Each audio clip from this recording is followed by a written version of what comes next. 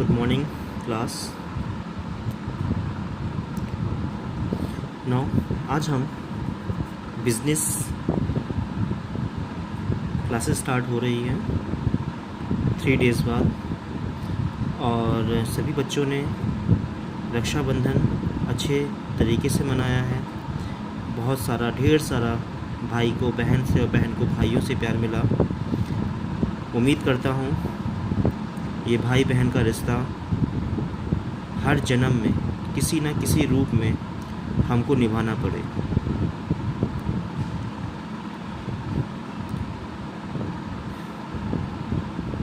आज हम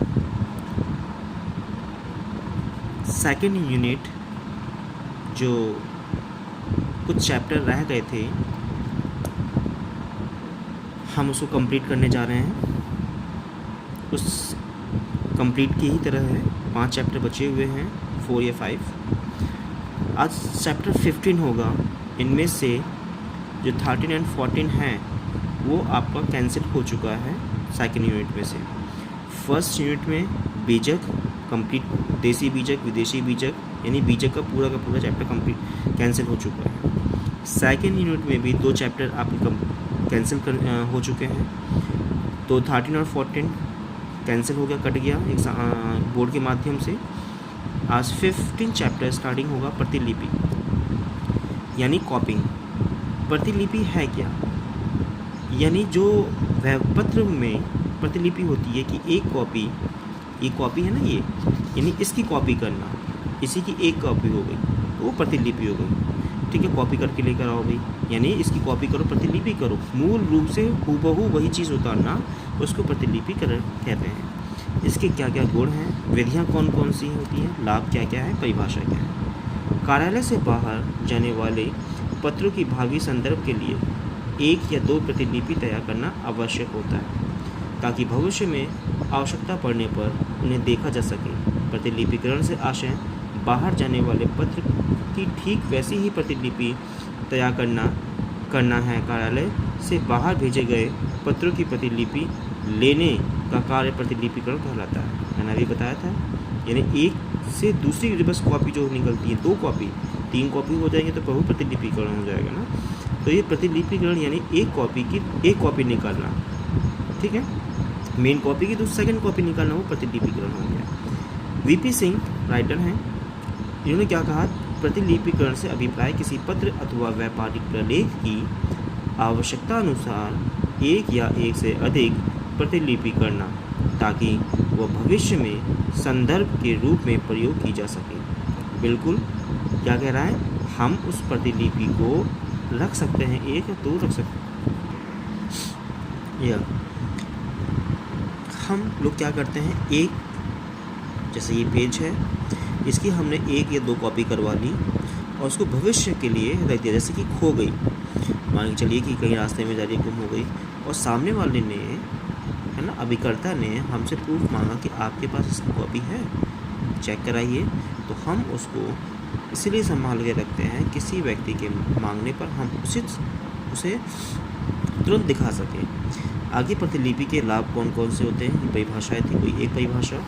प्रतिलिपि के उद्देश्य एवं लाभ, भावी संदर्भ के लिए कार्यालय में आने वाले बहुत से पत्र कार्यालय से भेजे गए पत्रों के उत्तर के रूप में प्राप्त होते हैं। उनमें पिछले पत्र की अनेक बातों की ओर इंगित किया जाता है, इंगित मतलब दर्शाया जाता है, अतः पिछले पत्र की प्रतिलिपि देखने की आवश्यकता पड़ जाती है। यानी हमने जमा कर दिया और वो पत्र हमने रख दिया, तो कम से कम हम ये प्रूफ के तौर पे कह सकते हैं कि हमने इसकी कॉपी हमारे पास है और देखिए मैंने आपके पास जमा करी थी।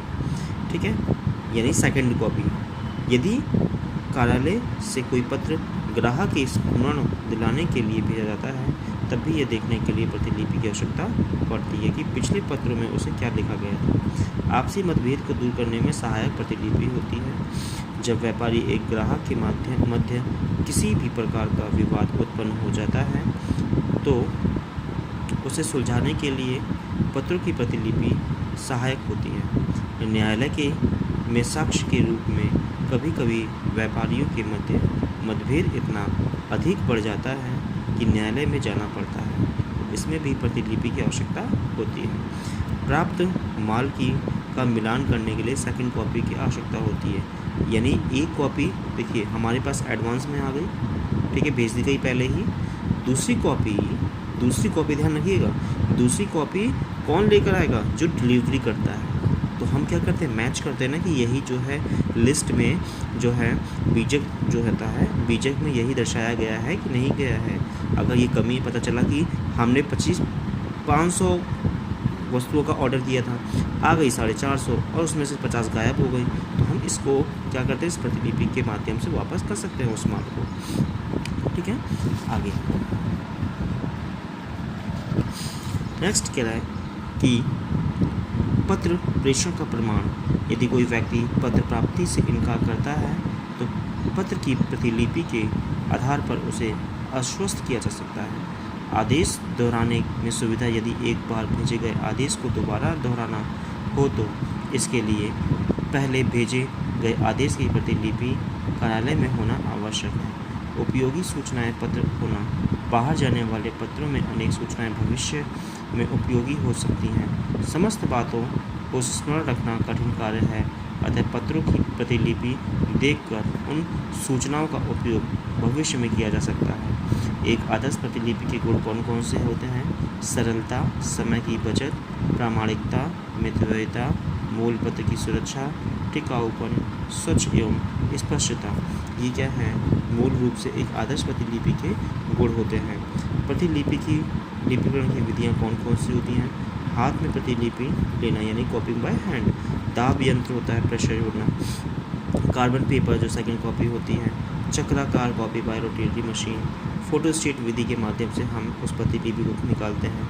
इलेक्ट्रोस्टेट विधि द्वारा प्रतिलिपि उतारना, इसके बारे में हम लोग जानेंगे। आज हम बात करते हैं पहले, बस सिर्फ एक पॉइंट आज पढ़ेंगे, उसके बाद स्लोली हाथ में प्रतिलिपि जो हम लोग हाथ से उतारते हैं ना, जैसे स्कूल का वर्क उतार दिया, जैसे कि मान के चलिए एक लड़का है ए ने कंप्लीट कर लिया वर्क, बी को ज़रूरत पड़ी, बी ने कहा भाई मुझको कॉपी दे दो, तो ए ने कहा कि भाई बिना सर के पूछे मैं दूंगा नहीं, सर ने बोल दिया कि भाई ठीक है दे दो उसको। अब ये बी क्या करेगा, ए की कॉपी में से कॉपिंग कर लेगा, है ना, यानी प्रतिलिपि करेगा। तो हाथ से उतारना है ना, तो वही होती है प्रतिलिपि, हस्त प्रतिलिपि। आगे आवश्यक सामग्री कलम, स्याही, 2 कागज़ मूल पत्र के लिए हैं, बढ़िया चिकना कागज़ तथा ये सब दे रखा है इसमें। प्रतिलिपि लेने की विधियाँ कौन कौन सी होती हैं, सावधानियाँ, और हाथ से प्रतिलिपि लेने के गुण कौन कौन से होते हैं। सरलता, कम खर्चीली होती है। उपयुक्तता जो ठीक है, और हाथ में प्रतिलिपि लेने के दोष कौन कौन से, अधिक समय लगता है। क्यों पता है ना, 50 पेज करने में आप लोगों को कितना समय लगेगा, कितना टाइम लगेगा, हाथ थक जाएंगे, सॉइलिंग हो जाएगी वीडियो में, है ना। तो ये सब चीज़ें क्या है, इसके दोष भी हैं। अधिक समय लगता है, अधिक परिश्रम करना पड़ता है, मेहनत करनी पड़ती है, गुस्सा आती है ना। लेकिन आप लोग खुद ही काम वर्क नहीं करते रेगुलर, जब टीचर ने आपको सेंड कर दिया तो आप लोगों को कॉपी कर लेनी चाहिए। न्यायालय में मान्यता नहीं है, नकल हूबहू नहीं होती है, जालसाजी तथा कपट की संभावना होती है, लिखावट में अंतर होता है, और उपयुक्त ये सारे के सारे सभी दोष होते हैं। इट्स मीन क्या बोला है कि दोष क्या कह रहा है लिखावट में। अच्छा, लिखावट में अंतर कैसे, जाहिर सी बात है कि इसने बनाया इस स्टाइलिश, जैसे कि देखिए कोई बनाता है ऐसे और कोई बनाता है ऐसे ठीक है, और कोई बनाता है ऐसे यानी डिफरेंट है ना। तो यानी कॉपी जो होती है अलग अलग राइटिंग निर्धारित करती है। ठीक है, आज बस एक ही चीज़ हम लोग स्टार्ट करेंगे, ख़त्म करेंगे, और सेकंड स्लोली क्योंकि बेटा कोर्स कंप्लीट होने वाला है। ठीक है, 4th यूनिट कंप्लीट हो जाएगा, सेकंड यूनिट 5 चैप्टर बचे हैं, तो आप लोग अपना वर्क कंप्लीट करिए। ठीक है, जहाँ पे भी कोई समस्या है मुझसे पूछना है, और मैं 24 घंटे आप लोगों के लिए रेडी बैठा हूँ बताने के लिए, लेकिन कोई पूछता तो है नहीं, है ना।